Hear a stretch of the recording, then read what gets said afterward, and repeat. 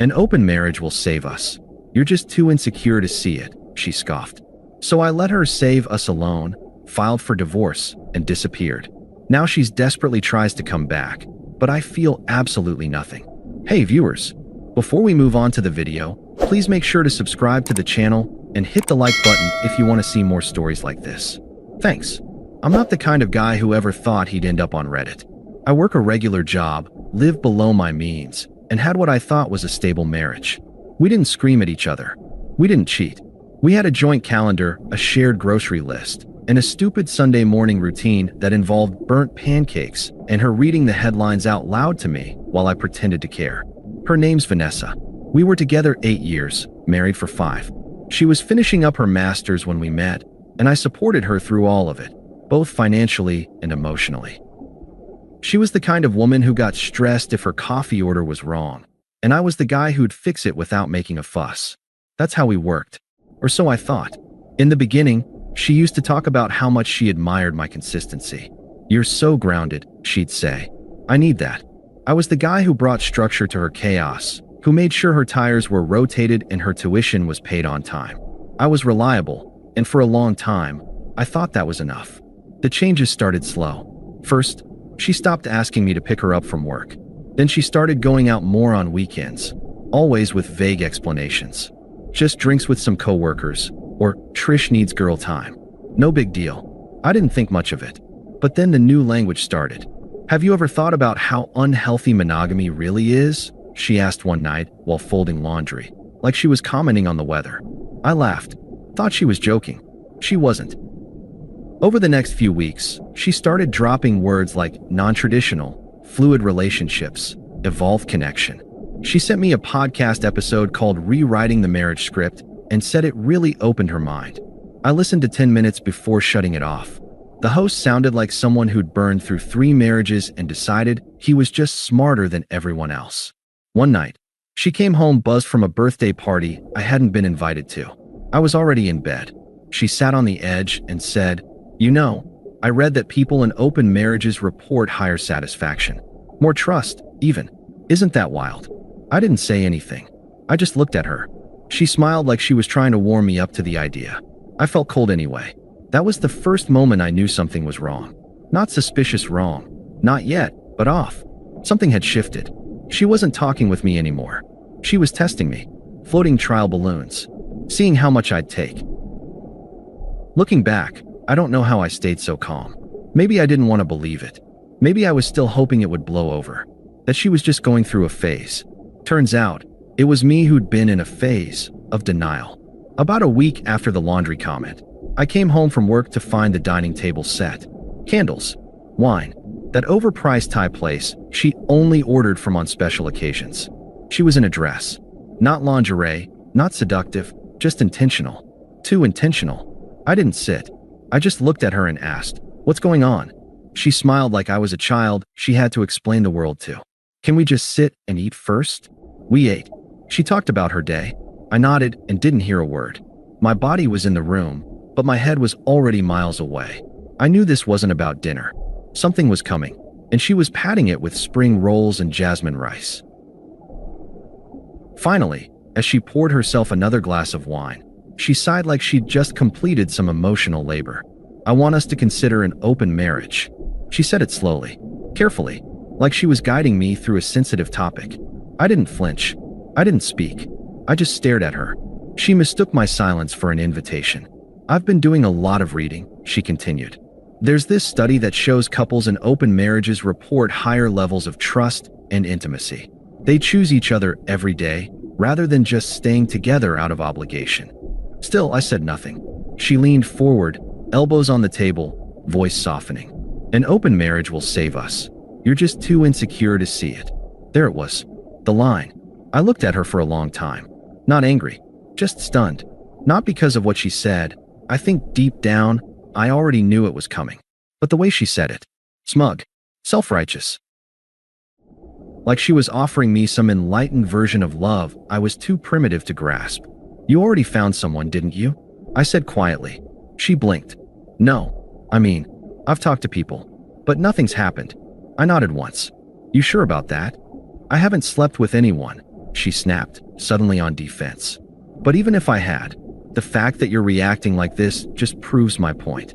You think love means ownership. That's toxic. I pushed my chair back. Slowly. Stood up. I'm not doing this, I said. She stood, too. Doing what? This. You framing betrayal as evolution. You treating me like I'm backwards for not wanting to be publicly humiliated. She scoffed. This isn't about humiliation. You're making it about you, as usual. I'm trying to save this marriage. By sleeping with other people? It's not about sex. No, it's about you getting bored and needing someone else to make you feel interesting. And when that person isn't me, you call it growth. That hit. Her mouth opened, then shut. You said you wanted a partner, I said. You had one. I've been in your corner for 8 years. And now you want to trade that for new attention and call it intimacy. Fine, but don't gaslight me into thinking I'm the problem because I won't play along. I just don't want to look back at my life and feel like I didn't live, she muttered. Then go live. I left the dishes on the table. She didn't follow me. That night, I slept in the guest room. Not because we were fighting, because the marriage was already over. And deep down, we both knew it. I didn't argue with her after that night. I didn't accuse her of anything or go through her phone. I didn't throw a tantrum or demand she pick me. That would have given her the drama she clearly wanted. Instead, I went silent. Not cold, just removed. The next morning, she made coffee like nothing happened. Chatted about how her podcast was getting so real lately. I just nodded and left for work early. That week, I met with a lawyer. Quietly. No threats, no warnings. Just questions. We had no kids, no shared property beyond the apartment lease, and a few joint accounts. Clean break. The paperwork was simpler than I expected. Emotionally, it wasn't. I'd loved this woman. I'd built my entire adult life around her. And now, she was sitting in our apartment sending flirty texts to men she met in comment sections, telling herself it was enlightenment, not self-sabotage. By Friday, I was done pretending. I came home with a folder in my bag, and I asked her to sit down. She was halfway through applying lipstick, probably getting ready to go out with the girls. Can we not do this right now? She groaned. I have plans. We need to talk, I said, calm and flat. She rolled her eyes but sat on the couch like she was doing me a favor. I took out the papers and placed them on the coffee table. Her face didn't change at first. She just stared at them, blinking. What is this? Divorce paperwork.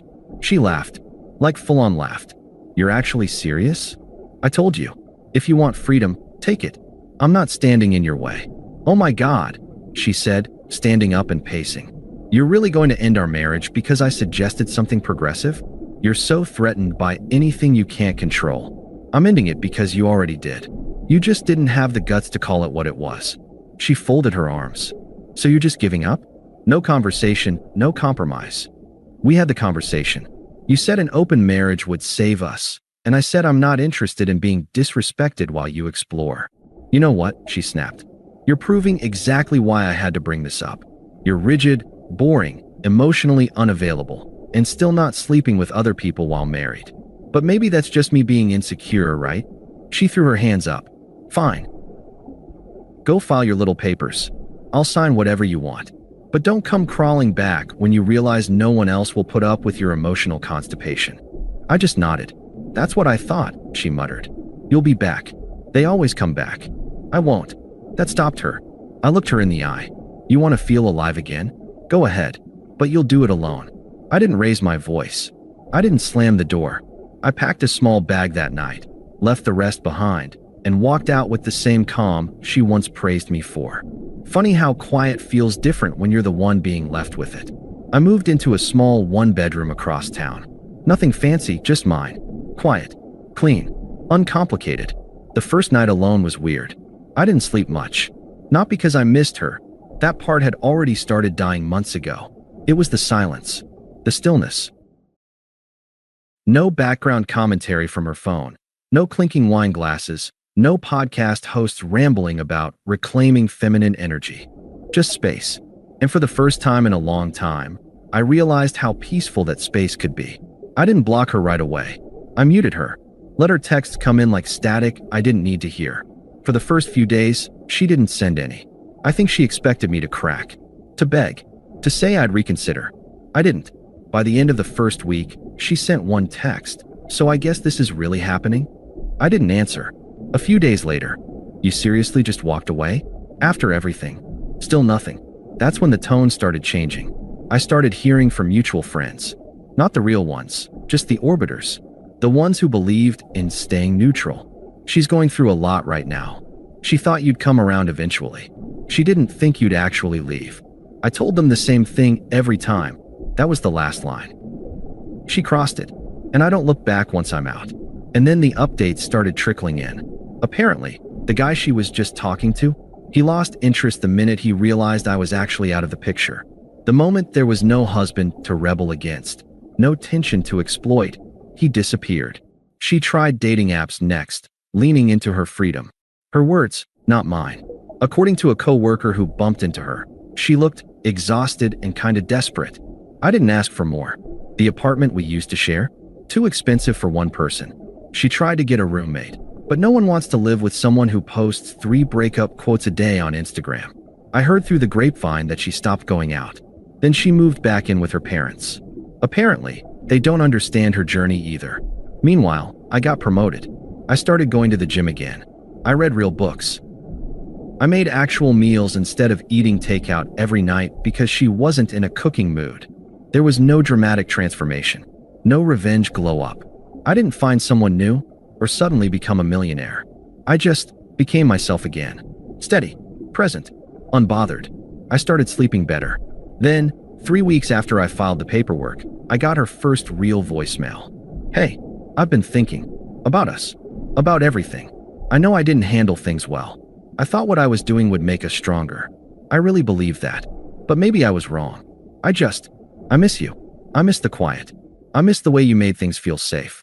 Please call me back. I just want to talk. I didn't.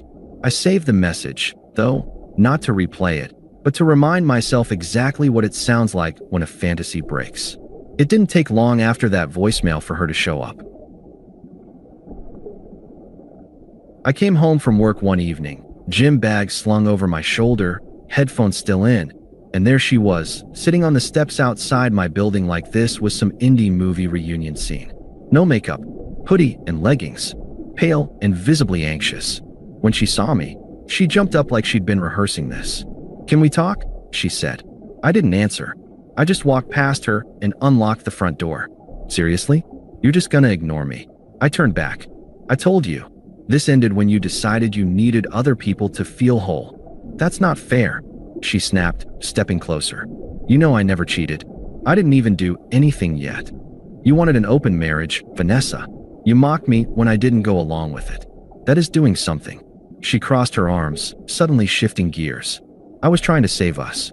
You're acting like I wanted to hurt you. I wanted to grow with you, evolve. You wanted a backup plan," I said flatly. "And now that it blew up in your face, I'm not here to help you glue it back together." Her voice cracked. "So that's it. You're just done."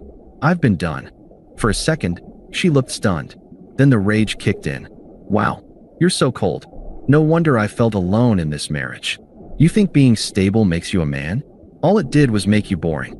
No passion, no edge, just safety. That's all you ever offered. And now you don't even have that." I replied. "Calm. Final." She flinched like I'd slapped her. "You don't get to say that," she whispered. I tilted my head. "You said it first. You just used fancier words." She stood there, trembling, trying to find something cruel enough to say that would undo what just happened. But there was nothing left to break. I walked inside and shut the door. She didn't call again that night. I thought that was the end of it.